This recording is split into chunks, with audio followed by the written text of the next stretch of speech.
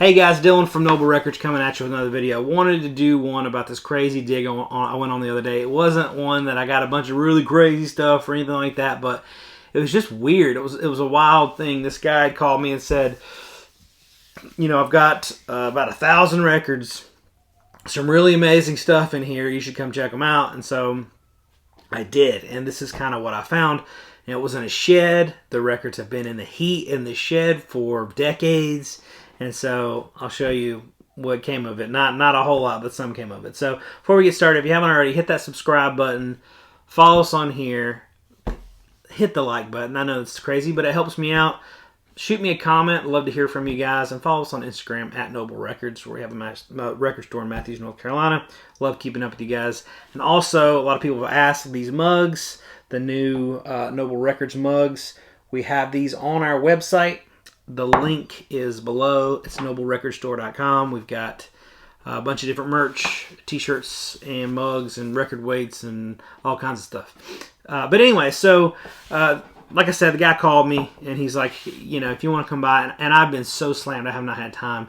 And he's like, I got to get these out. We're moving all this stuff and we got to get it out. So if you don't come get them, I'm going to sell them to somebody else. And so on my way to work on Saturday, I made some time to swing by there. And so this is what the shed looked like. Here's a picture of it. Pretty, as soon as I walked in and saw them, I wanted to walk back out. And the thing is, it was on my way to work, so it literally, I didn't have to go down my way or anything. Thankfully, it didn't take too much of my time, and I didn't drive hours or whatever, but because he said they're all in great shape, they've been, you know, stored right and all this stuff, because I asked all that stuff, and he said they were all great. And so most of them, as I'm going through, the records aren't even in there. Like the records aren't in the right sleeves. They're heat damaged. They're almost all warped. It's crazy. And so I did manage to find some gems out of it. So this got this Iron Maiden, Number of the Beast. So one of the things he told me, he's like, I got some Iron Maiden. I know there's some Iron Maiden in there. So I was like, all right, I'll be there, you know, obviously. And you can probably tell this Joker's warped. It is warped, probably, you know. But the thing about these types of warps, it's not an edge warp. I've got a flattener at the shop. And I need to do a video on how that works. But I have a flattener at the shop that can get most like dish warps out. So if it's like an overall warp, I can get it out. I don't offer the service to the public or anything like that, but because it's just it's too much of a risk to try on somebody else's record. But if you get a record that you need to flatten, you usually can make it work. But I also got this Peace of Mind. This one's not quite as bad. And then this Somewhere in Time. This one's probably the best of the three.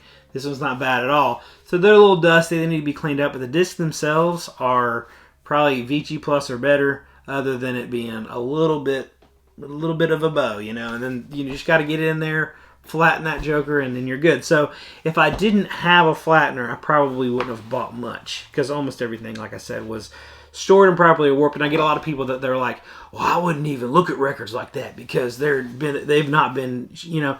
And I think that's ridiculous to look at that way, because, I mean, you want all these records ending up in the garbage? Like, I mean, just thrown away when they could be rescued and fixed and somebody be enjoying them, you know. So if things are in bad shape, you know, I throw them in the dollar bin, and, you know, you get what you get. But most things, if I'm able to restore them and I'm able to, you know, take the warp out, I will. So this one is one of the only ones that wasn't warped. This is an original stereo of Adored Strange Days, and this one is in like really, really good shape, actually. It's got that. It needs to be clean, but other than that, it's in pretty good shape. It was the best copy of anything that was in there. Surprising to see it that clean. This Waylon Sings Old Harlan. It's kind of a harder Waylon to get, so I grabbed it. It's Talking Heads. Everybody loves Talking Heads. This one's not bad. I probably will throw it in to the flattener for a little bit to make sure it's totally flat, but it's not bad. This James Brown Showtime, a little dusty, but it'll work. Janis Joplin's Greatest Hits. I don't think this one's warped at all. It's in really, the disc's really clean. Now here's Johnny Cash. It's an original, it's on original Sun label. It is real dusty, but it's not. See how dusty it is, but doesn't look like there's much on it other than dust. This one's probably, probably not going to be able to rescue it, but it's dolly, so you have to grab it. This one's rough. It'll probably be in the dollar bin, but this is Meet Richard Petty. That one's just kind of, it's worth some money if they're clean, but whatever. And this one is in great shape. This is back. You see, look, I need to clean these up.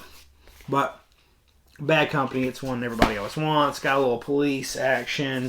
Got a AC/DC Back in Black.